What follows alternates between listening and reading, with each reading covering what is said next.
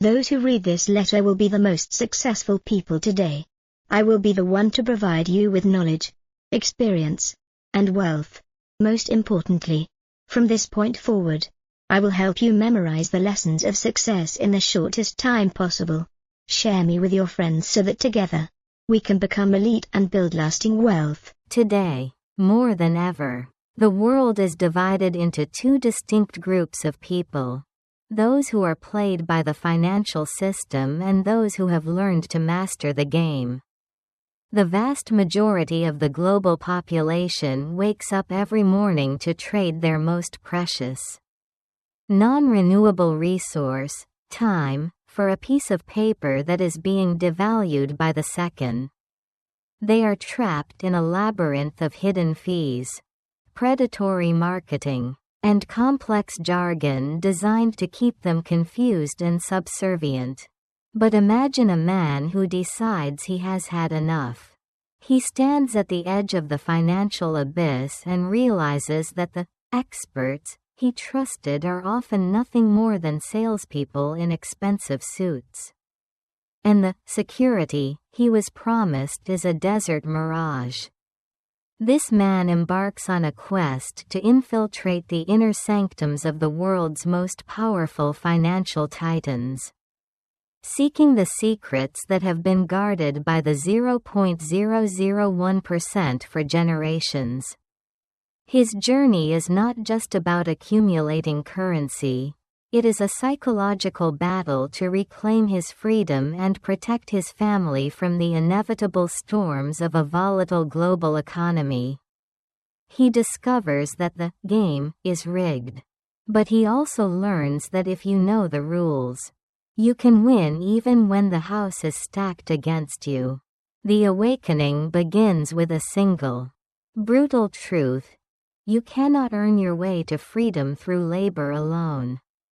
You must become an owner, a builder of a money machine that works while you sleep, or you will remain a slave to the clock until the day you die. The first step in this odyssey is the realization of the Freedom Fund. The protagonist of our story learns that most people fail because they wait for a windfall to start saving. Or they save what is left over at the end of the month. In reality, what is left over is usually zero. To break the cycle, he must automate his future. He decides to tax himself, taking a percentage of every dollar that comes through his hands, be it 10%, 15%, or even 20%, and moving it into a private sanctuary where it can never be touched for consumption. This is the seed of his money machine. He understands that the power of compound interest is the closest thing to a miracle in the material world. But it requires the one thing most people lack: consistency. By automating this contribution, he removes his own flawed, emotional human nature from the equation. The analytical lesson here is that financial success is 80% psychology and 20% mechanics. If you do not make the decision to pay yourself first, you are effectively deciding to pay everyone else, the landlord, the grocer, the car dealer, before you pay your future self. Wealth begins with the discipline of the Freedom Fund. A non-negotiable commitment to treat your savings as a bill that must be paid to your destiny. As the journey continues, the protagonist must navigate the financial jungle, a place teeming with brokers who claim to have his best interests at heart but are often legally bound only to sell him products that earn them the highest commissions. He discovers the shocking reality of hidden fees in mutual funds, tiny percentages like 1% or 2% that, over 40 years, can consume up to 60% of his potential nest egg. It is a slow-motion robbery that takes place in broad daylight. To survive, he seeks out fiduciaries, The rare breed of advisors who are legally required to put the client's interests first. He learns the difference between a salesperson and a pilot. A salesperson wants to sell him a ticket on the plane. A pilot wants to land the plane safely because they are on it too. This part of the narrative emphasizes the critical importance of financial literacy. You do not need to be a math genius to win. But you must understand the math of loss. A 50% loss requires a 100% gain just to get back to even. By stripping away the layers of unnecessary fees and avoiding the traps of active management that fail to beat the market 96% of the time, our protagonist gains a massive head start over the masses. The quest then leads him to the masters of the game, the billionaires like Ray Dalio, the founder of the world's largest hedge fund. Dalio reveals a secret that shatters the protagonist's old beliefs. Most people think that to get high returns, you must take high risks. This is a lie designed to keep the average investor broke. The masters seek asymmetric risk-reward, where the downside is strictly limited but the upside is virtually uncapped. Dalio shares the all-weather strategy, a revolutionary way to allocate assets so that the portfolio can thrive in any economic season. Whether the sun is shining on the economy or a blizzard of inflation is tearing through the markets. Our protagonist learns that he must diversify not just into different stocks, but into different asset classes that move in opposite directions. He learns to balance his security bucket, cash, bonds, and safe havens, with his growth bucket, stocks, real estate, and commodities, and a dream bucket to keep his spirit alive.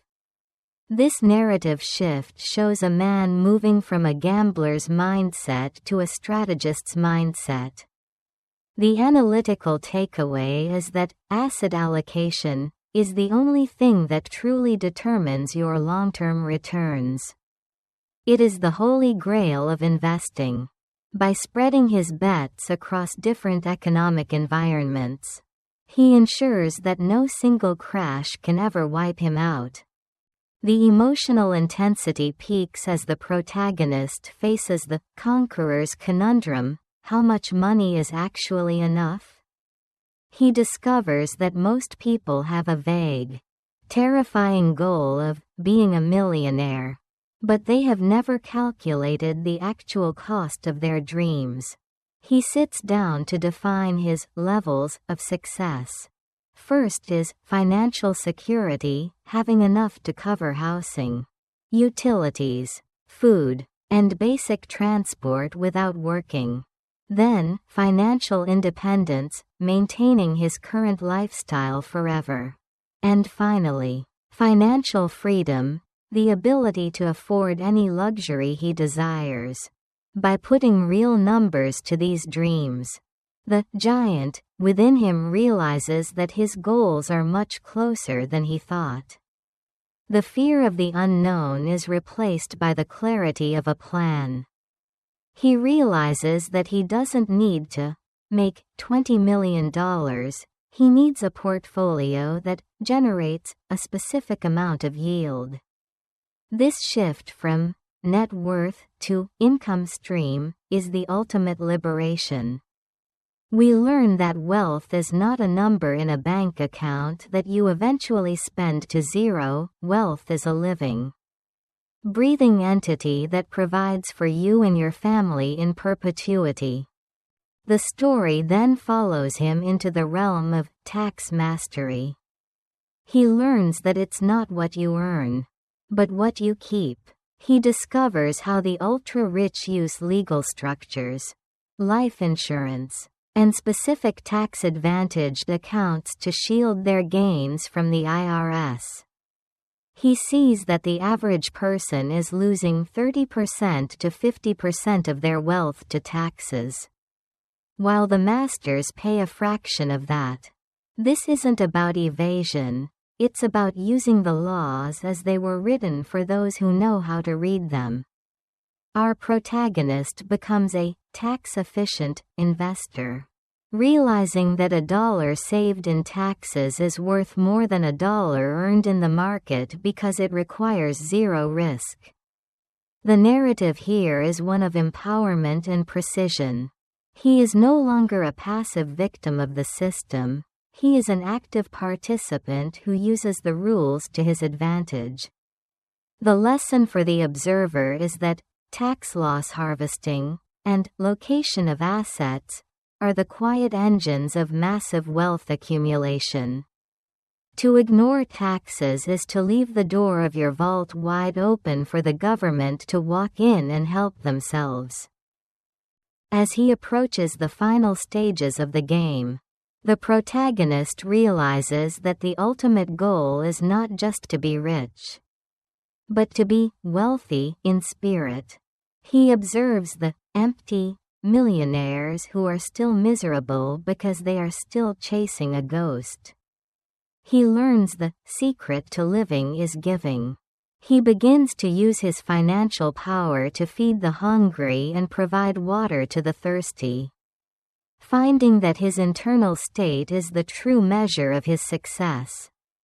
He masters the state of certainty, knowing that market crashes are not disasters, but sales, where he can buy more of the world's best companies at a discount.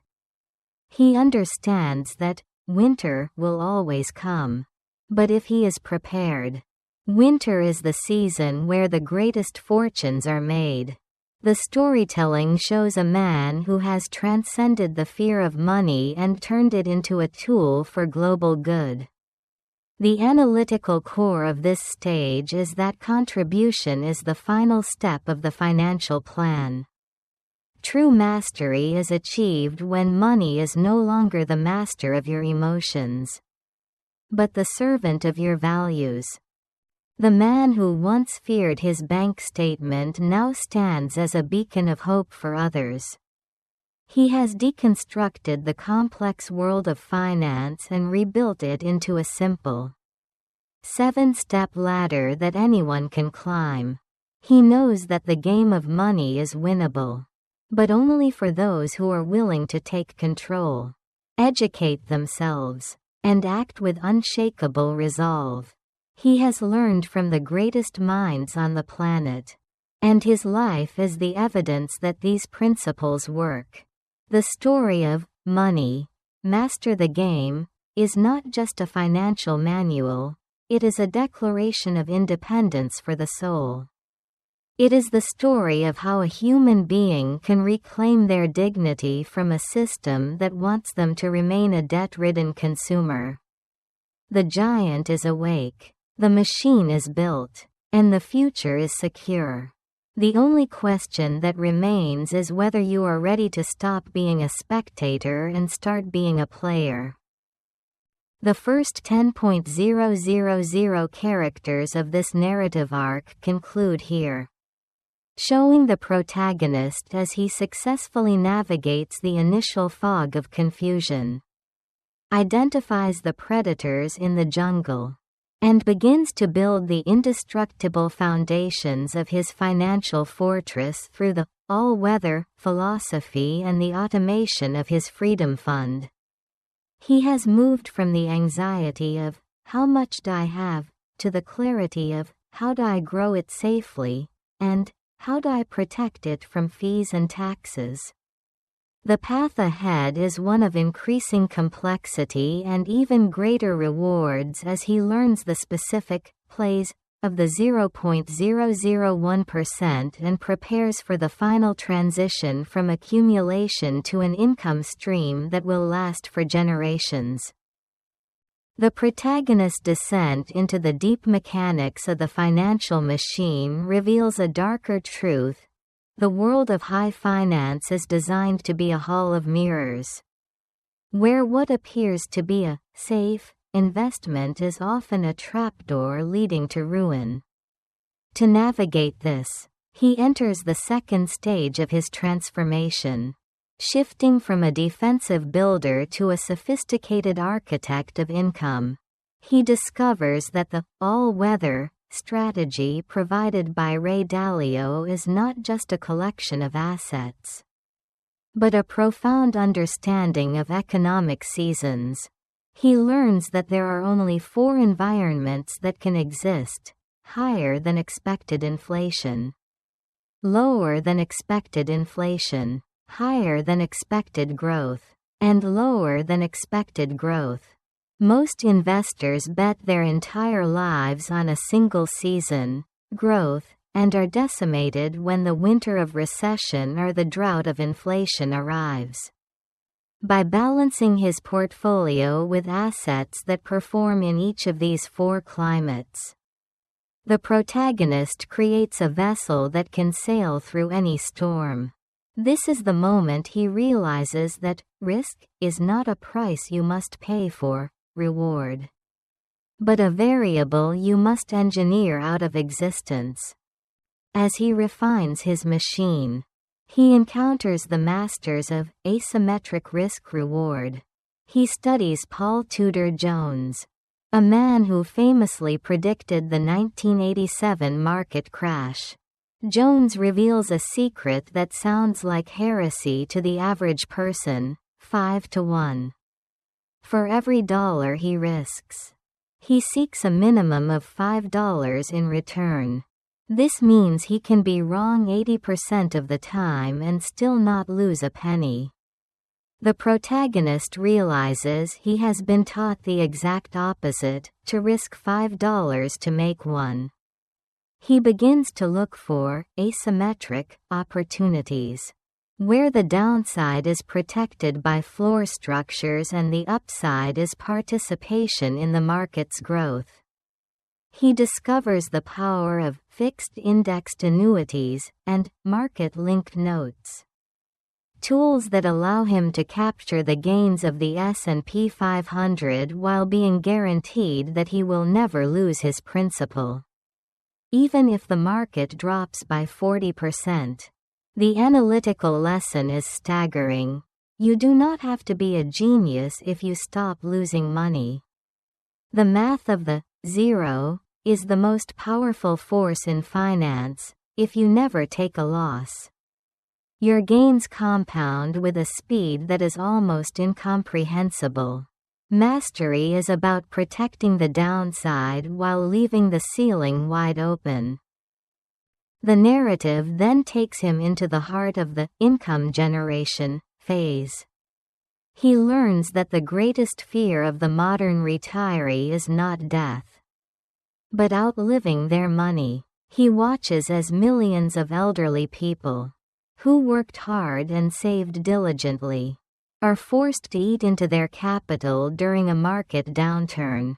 A sequence of returns, risk that can destroy a lifetime of savings in a few years.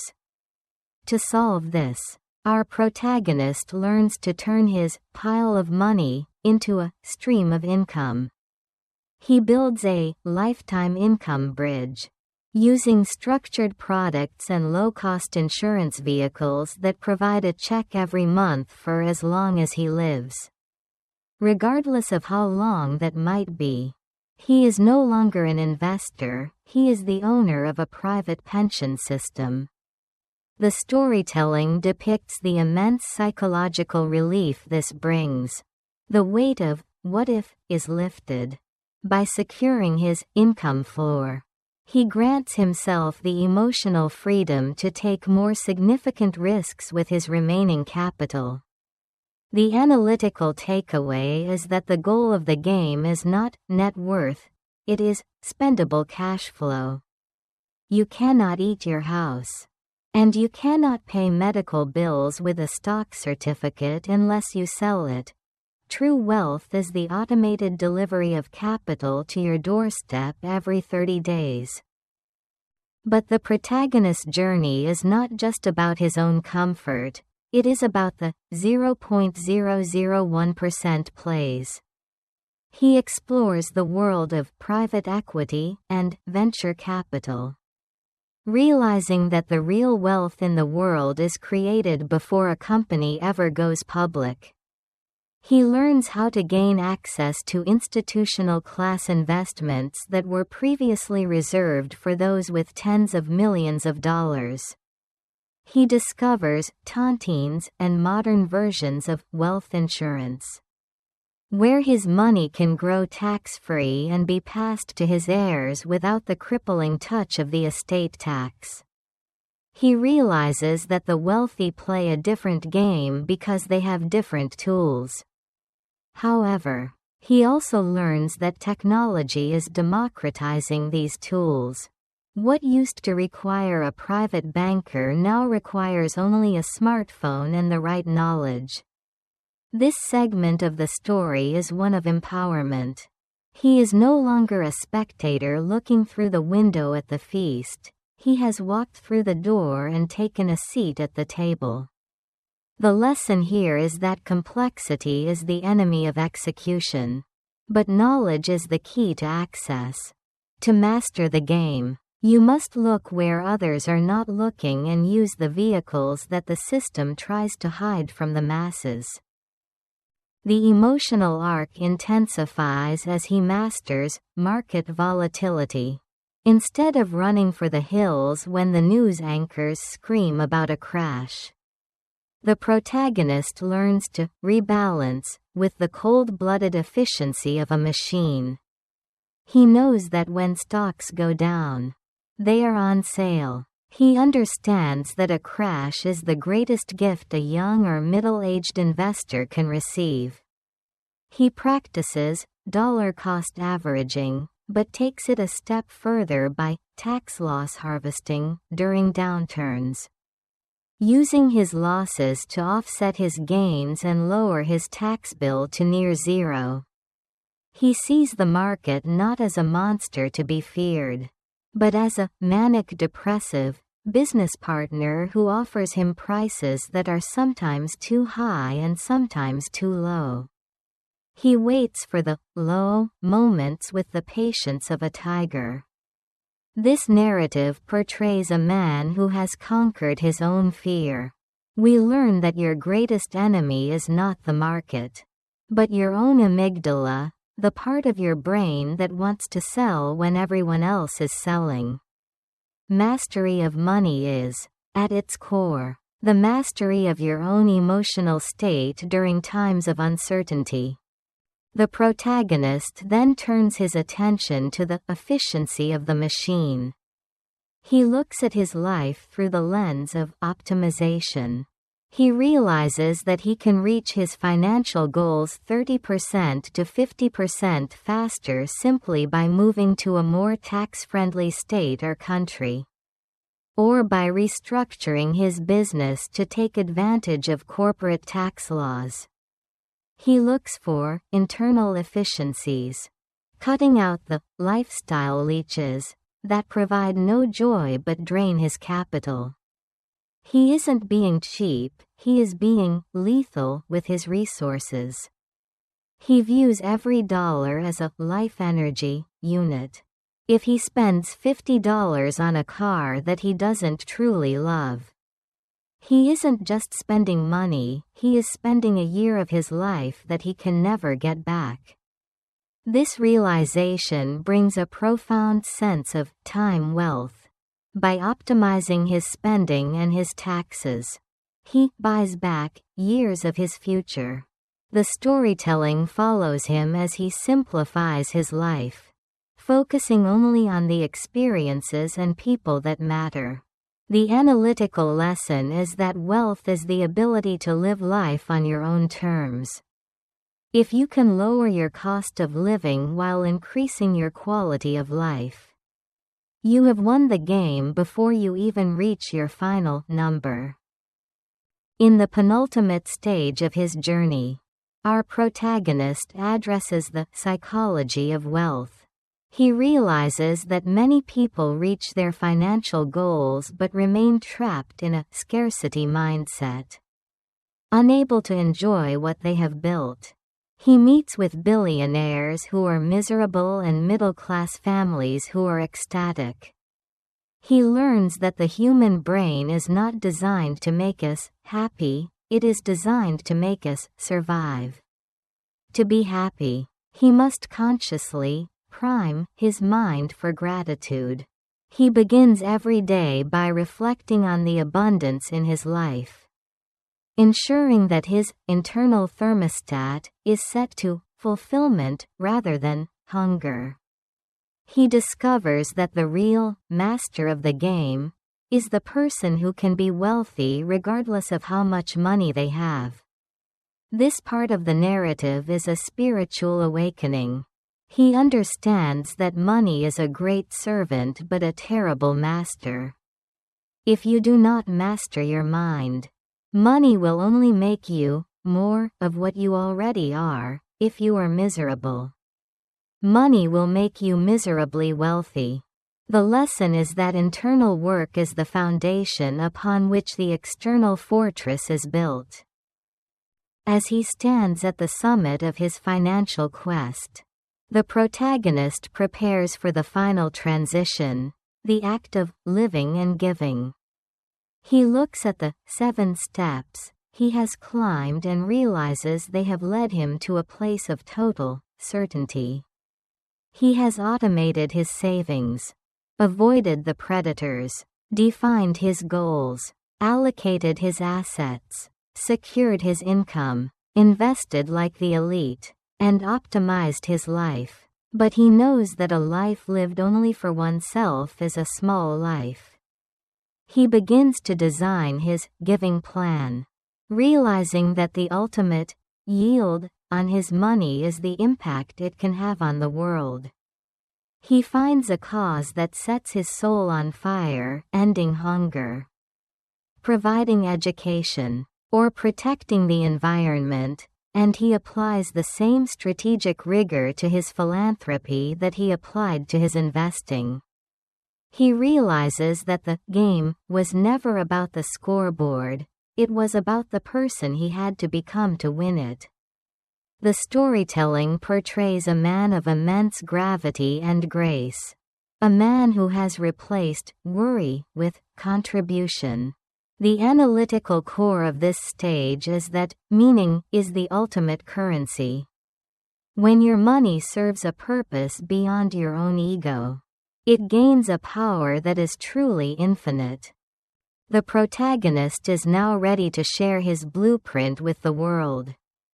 He has deconstructed the complex, intimidating world of finance into a series of logical, actionable steps. He knows that the average Joe can become a financial giant if they simply follow the path. He has seen the evidence in his own life and in the lives of the titans he interviewed. The second 10.000 characters of this saga conclude with the protagonist standing on the threshold of a new existence. One where the game is no longer a struggle, but a joyous expression of his own values. He has moved through the technical, how to, and into the why, preparing for the final summation of his journey where he will reveal the core message that binds all these steps together into a single, unshakable philosophy of life. The final ascent of the financial mountain brings the protagonist to a realization that is both humbling and exhilarating. The mastery of money is not the destination, but the vehicle that allows one to explore the true depths of the human experience. In this conclusive phase, the man who once lived in the shadow of the bank's ledger begins to look at the world through the lens of the architect. He realizes that the ultimate power of the 7-step system is that it creates a time fortress. By securing his income through Ray Dalio's all-weather strategy and using asymmetric risk-reward to capture market upside without the soul-crushing downside, he has essentially retired from the need to work and entered the choice to work. This distinction is the threshold of true psychological freedom. He spends his days not in a frantic chase for the next dollar, but in the deliberate pursuit of mastery, connection, and legacy. The narrative here becomes an ethereal exploration of a life without financial friction. The analytical lesson is the Law of 72, a simple math rule showing how quickly money doubles, but for our protagonist, the doubling is not just in his bank account, but in the quality of his relationships and the intensity of his presence. He understands that most people die at 25 and aren't buried until 75. He, however, has used his financial machine to ensure he remains fully alive every single day. As he completes the final steps, the protagonist confronts the ultimate trap, the belief that more will eventually lead to enough. He sees billionaire acquaintances who are still tethered to their tickers, their blood pressure rising and falling with every basis point, because they lack an internal stop-loss for their own greed. To avoid this, he masters the art of strategic philanthropy. He doesn't just write checks, he applies the same 7-step rigor to his giving as he did to his getting. He realizes that the yield on a donation that feeds a village or educates a child is infinitely higher than any stock dividend. This part of the story depicts the circular flow of wealth. By giving, he creates a vacuum that the universe seems compelled to fill with more opportunity, more energy, and more joy. The lesson is that the only way to keep your wealth in any meaningful sense is to give it away to a cause that outlives you. Money is like manure. If you pile it up, it stinks. But if you spread it around, it makes everything grow. The protagonist has become the gardener of his own community, ensuring that the giant within him is used to lift the giants within others. The narrative reaches its psychological climax when the protagonist shares his legacy plan. He realizes that his children will inherit not just his money, but his financial DNA. He spends time teaching them that money is a tool for creation, not a substitute for character. He implements incentivized trusts that reward work, education, and contribution, ensuring that his wealth doesn't become a golden handcuff that prevents his heirs from finding their own purpose. He understands that the greatest gift is not a life without struggle, but a life with the tools to overcome it. The storytelling portrays a family meeting where the values of the Freedom Fund are passed down like a sacred flame. This teaches us that the 7 steps are not just a one-generation play, but a multi-generational strategy for family sovereignty. True wealth is the ability to protect your bloodline from the economic fluctuations and predatory systems of the future. The protagonist has built a cathedral of capital, and his children are the stewards who will keep the lights burning. Finally, the protagonist looks back at the 7 steps and sees them for what they truly are: a bridge across the river of fear. Step 1 was the commitment to be a player, not a consumer. Step 2 was the insider knowledge to avoid the fees and the traps.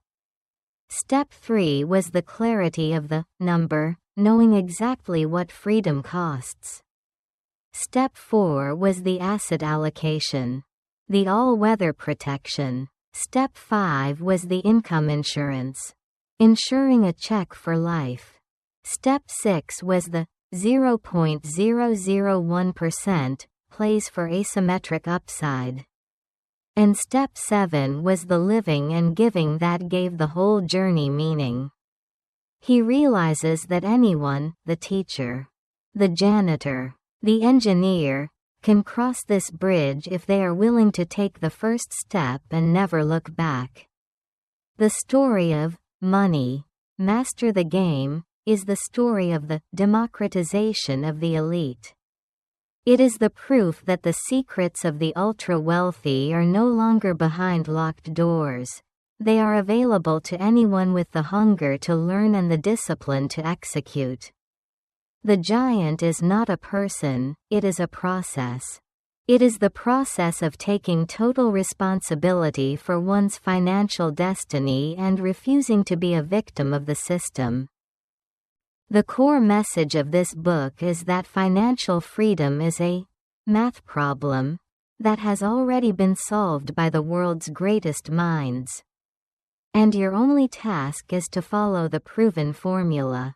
Tony Robbins intends to convey that wealth is not a matter of luck or superior intelligence, but of understanding the rules of the game and using the same tools, compounding, asset allocation, and tax efficiency, that the billionaires use. By moving from being a consumer of the economy to an owner of it, and by automating your savings into a protected, all-weather environment, you can insulate yourself from the volatility of the world and create a life of absolute certainty. The true meaning of the game is not the accumulation of paper, but the reclamation of your time and the ability to contribute to something larger than yourself. The giant within you is awakened the moment you stop working for money and start making money work for you. Your wealth is the direct result of the value you add to the marketplace and the discipline with which you protect your freedom.